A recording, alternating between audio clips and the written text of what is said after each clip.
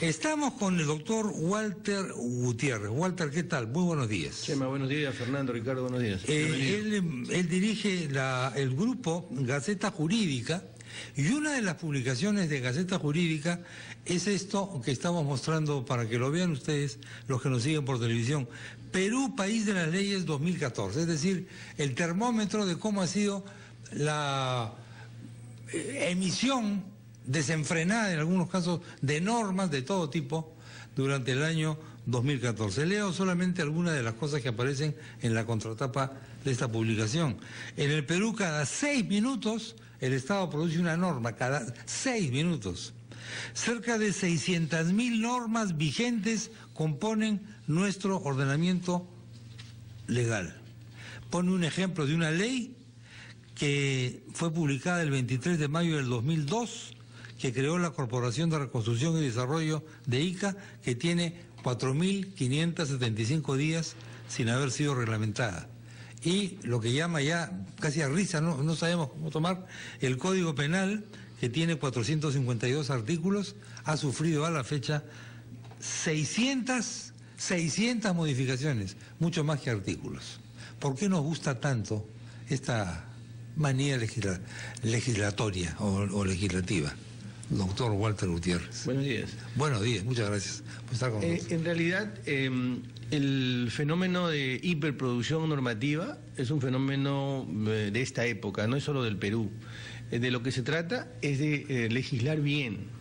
Sobre la base de la ley se establecen todas las relaciones, las personales, entre las personas y las empresas, entre las personas y el Estado, inversiones, contratos, negocios, todo se basa en las normas, de manera que si nosotros no hacemos bien las normas y nuestra legislación no funciona, y eso es lo que revela el informe, entonces tenemos una institucionalidad, un sistema democrático, un sistema jurídico muy precario. Todo esto que ustedes están comentando hace unos minutos tiene directamente que ver con lo que estamos hablando. ¿Por qué? Porque tenemos un ejemplo, hay una nueva ley de contrataciones. Correcto. Que en enero se vence el plazo para su reglamentación. No entra en vigencia sino hasta que se reglamente. Si esa ley hubiera ya estado vigente, el caso de la hija del ministro Urresti no se hubiera dado. Y déjenme unos segundos para explicarle por qué. Sucede que esta señorita ha contratado con el Estado, transgrediendo el artículo 10 de la actual ley de contrataciones y amparándose o tratando de sacarle la vuelta a la ley aplicando el artículo 3. Muy bien. Si la nueva ley estuviera vigente, ese contrato se anularía. Hoy no se puede anular, o se revocaría si es que las prestaciones ya se habrían dado. Y si ya le pagaron, tendría que devolver el dinero. Pero en la actual ley de contrataciones no prevé eso. La única solución que se podría dar es que se le inicie un proceso administrativo sancionador y se le inhabilite para contratar. Entonces, damos leyes, pero pueden pasar años sin ser reglamentadas y no se aplica. Ojalá que esta ley, la nueva ley de contrataciones, que es bastante interesante, bastante moderna, pueda reglamentarse en su oportunidad y se aplique y no tengamos casos como estos. Entonces, el problema es que damos leyes y creemos que eso es suficiente. Sí, pues. La ley tiene que ser objeto de un seguimiento y esa es una tarea del Congreso. Es verdad que el Congreso es el productor, el menor productor de normas, sí. Solo da 100 y pico de normas al año, no da más, y estamos hablando de 20.000 normas que salen de distinta jerarquía, pero es el Congreso el que debería regular, tener una suerte de observatorio, ver la eficiencia de las normas y atajar cuando hay problemas a los otros productores de normas, que son los gobiernos regionales, desde luego el Ejecutivo, que es el mayor productor de normas, 16.000 normas produce al año. 16.000 normas ha producido el Poder Ejecutivo el año 2014.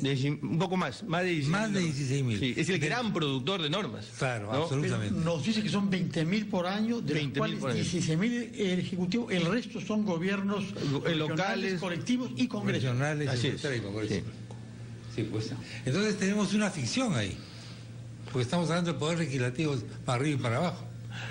Pero el Poder Legislativo no es el Congreso. En realidad, es verdad que el Poder Legislativo da apenas 100 y pico de normas, pero él puede controlar el acto legislativo de las demás. De todas las esferas del poder. Y en este punto lo que sucede es que el Congreso pareciera no conocer cuáles son sus verdaderas competencias y lo vemos abocado, preocupado y ocupado en otras cosas. Sí, pues. El país no tiene un observatorio de legislación. Bueno, de facto su propia publicación, que es privada, es un poco eso.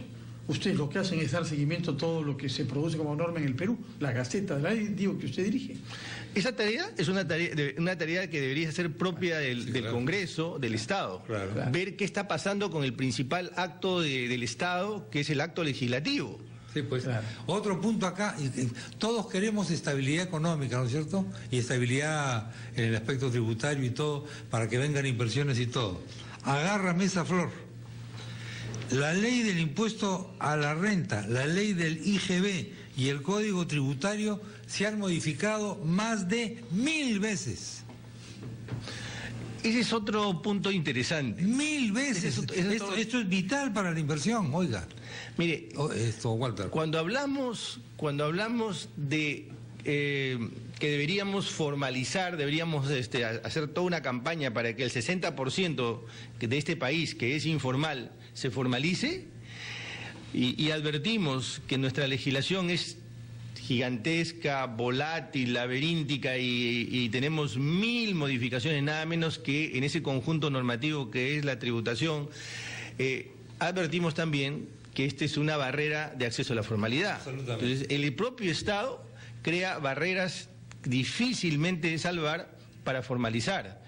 Entonces, esto tiene que ver con la economía, con la inversión, con la formalización, y pareciera que quienes conducen no lo advierten. Repito, no se toma el peso, no se toma la importancia de la producción normativa, el seguimiento normativo. Obviamente yo no puedo controlar 1000 normas, yo no puedo conocer 1000 normas, entonces va a haber una ahí con la que me van a ejecutar de todas maneras, que yo no voy a poder conocer. Lo que sucede es que en todo esto hay un daño paralelo, hay un daño colateral. El Estado administra, gerencia, y el Poder Judicial administra justicia en base a un insumo llamado ley. Si la ley es muy volátil, es muy grande, entonces siempre habrá la posibilidad de que alguien utilice una norma con una pretensión y la otra parte con otra pretensión, y esto termine siendo siempre un conflicto social permanente, ¿no? Una última pregunta, señor Gutiérrez. Una de las reformas de más profundidad es la reforma del Código Procesal Penal. Hay algunas jurisdicciones donde se aplica, ya no será usted si para bien o para mal, y otras no. Estamos ante un cambio legal mayor, ante un régimen híbrido. ¿Quién es responsable de que se halle esta ley en esta situación totalmente inaceptable? Ahí evidentemente hay una falta de decisión política, hay una responsabilidad del Ministerio de Economía y del Ministerio de Justicia, porque el nuevo Código Procesal Penal ha demostrado que tiene bondades, que va a permitir, digamos, acelerar los procesos en materia penal, pero como bien se ha señalado, solo se aplica parcialmente y más de una vez ha sido prorrogada su aplicación, y esta por razones de decisión política y por razones básicamente presupuestales. De manera que la responsabilidad está en gran parte en el Ejecutivo. En el ministro de Justicia, señor Figalo, que no logra convencer a su colega del MEF de financiar y de mantener los calendarios prometidos para que todo el delito sea fiscalizado de la misma manera en el Perú. Para que no tengamos dos normas procesales penales en el país, ¿no? Bueno, Walter, muchas gracias. Encantado. Muy amable. ¿Dónde se puede adquirir la publicación? En realidad es de distribución gratuita. Estamos distribuyendo a las instituciones, a los medios de comunicación. En buena hora. Muchas gracias. 32 años han transcurrido desde la terrible masacre de Ushurajay, que le costó la vida pues a los mártires del periodismo nacional y a su de este nuevo libro sobre Ushurajay. Ya volvemos.